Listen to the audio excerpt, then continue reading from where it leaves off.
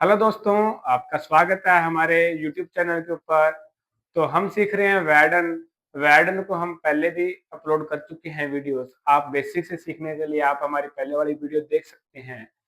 अब हम आज का हमारा मेन टॉपिक है जो वो वैडन एज अ हेल्पिंग वर्ब, और इसको हम बोल लेंगे थोड़ा फॉर्मूले में तो क्या बोलेंगे फुटवर आइंस की जो हमारी वैडन होती है वो हेल्पिंग वर्ब की तरह काम कैसे करती है और कैसे उसका यूज होता है। इस टॉपिक को हम फुटवर आइंस भी बोलते हैं। बेसिकली अभी हम फुटवर आइंस करने वाले हैं। नेक्स्ट हमारी वीडियो फुटवर स्वाय पे भी रहने वाली है। फुटवर आइंस क्या होता है इसी को हम आज डिस्कस करेंगे। फ्यूचर आइंस होता है हमारे फ्यूचर की बात को एक्सप्रेस करने के लिए टेंस होता है, जिसके अंदर हम वैडल को एज अ हेल्पिंग वर्ब लेते हैं।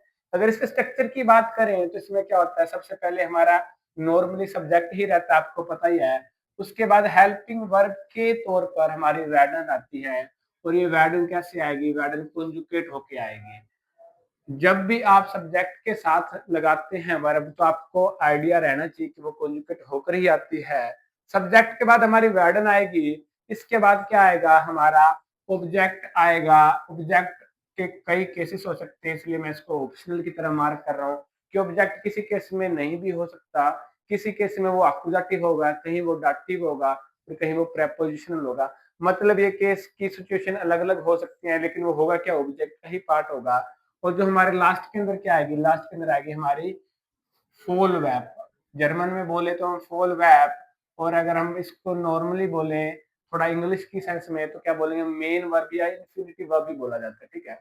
और वैसे जर्मन में क्या बोलते हैं, फुल वैप, ठीक है। जैसे कि मैं खाना खा रहा हूं तो कैसे बनता है नॉर्मली, इस ऐसा दास एसन। और अगर मैं कहना चाहूँ कि मैं खाना खाऊंगा, मैं जब क्या होता है फ्यूचर के ऊपर जोर देना चाहता हूँ तब क्या लगाता हूँ, मैं वैडल लगाऊंगा। Ich werde das essen essen।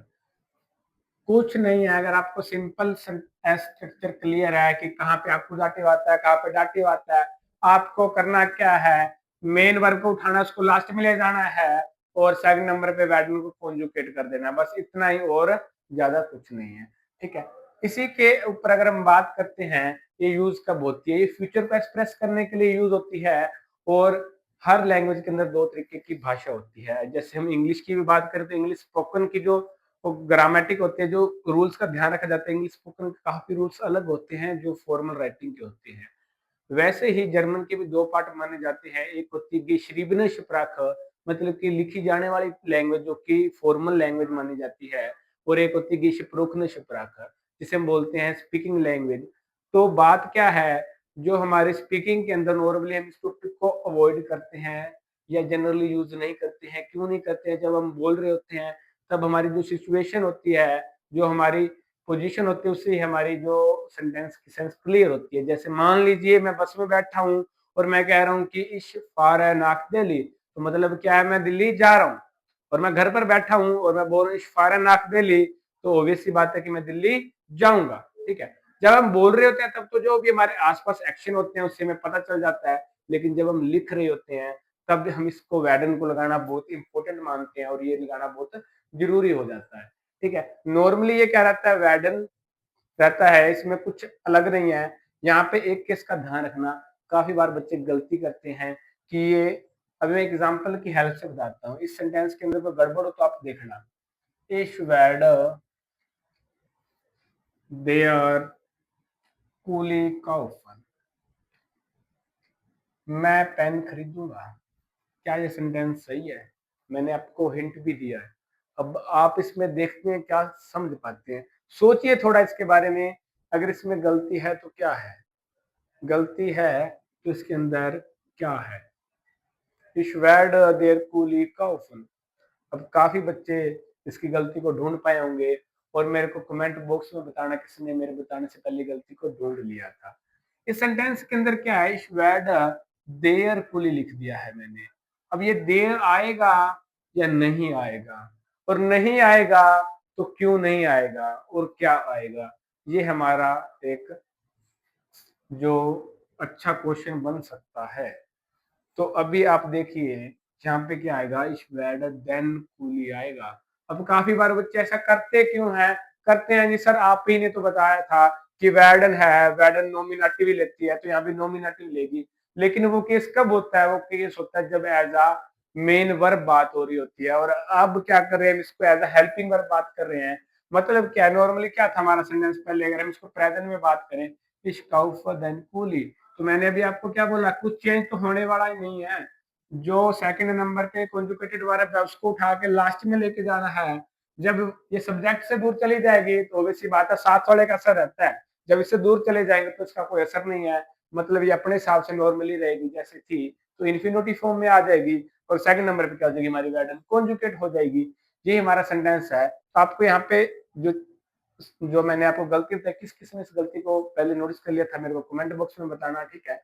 ये हमारा टॉपिक है जो बहुत अच्छा टॉपिक है, जिसको हम अपनी राइटिंग के अंदर हमें यूज करना चाहिए, बेसिकली फॉर्मल राइटिंग बनाने के लिए। वहीं कुछ बातों का हमें ध्यान भी रखना पड़ता है। ध्यान क्या रखना पड़ता है, ये बहुत ही टॉपिक एक कम यूज में लाने वाला है, लेकिन है बहुत ही बेसिक है। लेकिन क्या होता है, जब भी टाइम एलिमेंट का यूज होता है, जैसे कि मॉर्गन मॉर्गन वैड मॉर्गन वैडाइश, कल मैं क्या करूंगा, मॉर्गन वैडाइश कुछ बजोंडस बोलते हैं, मॉर्गन वैडाइश सुअशुलनिस्ट गेहन, कल मैं स्कूल नहीं जाऊंगा। नॉर्मली क्या वो स्कूल जाता है, कल वो स्कूल नहीं जाएगा।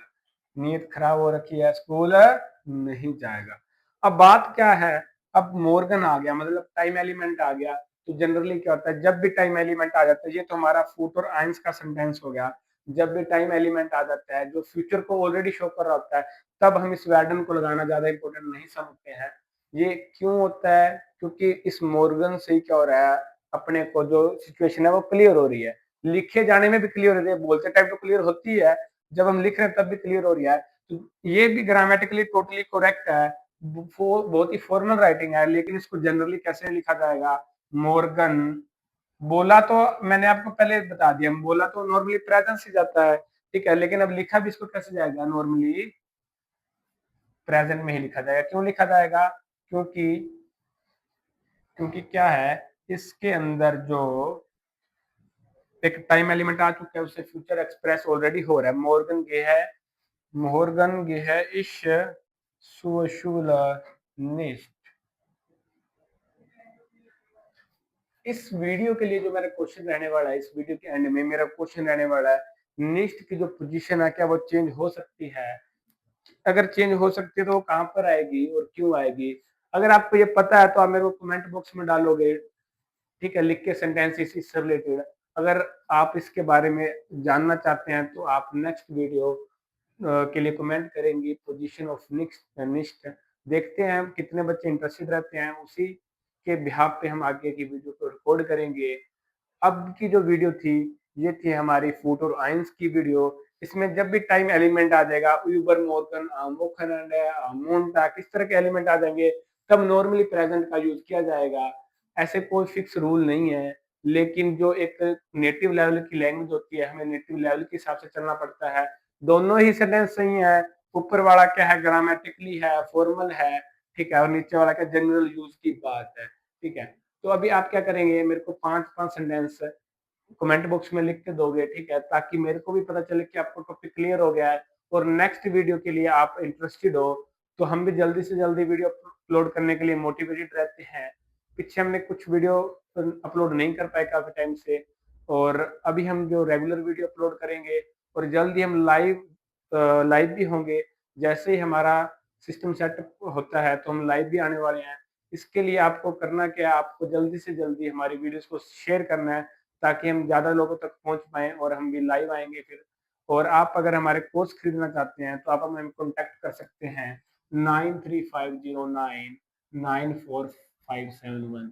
अगर कोई भी पर्सन गोइथे टेल किसी भी लेवल की तैयारी कर रहा है और उसको स्टडी मटेरियल की कुछ नीड है, तो हम टोटली फ्री ऑफ कॉस्ट जितना भी हमसे हो सकता है पीडीएफ के रूप में उन्हें मटेरियल प्रोवाइड करवाते हैं। आप हमसे कॉन्टैक्ट कर सकते हैं, आप हमें व्हाट्सएप कर सकते हैं, कॉल कर सकते हैं।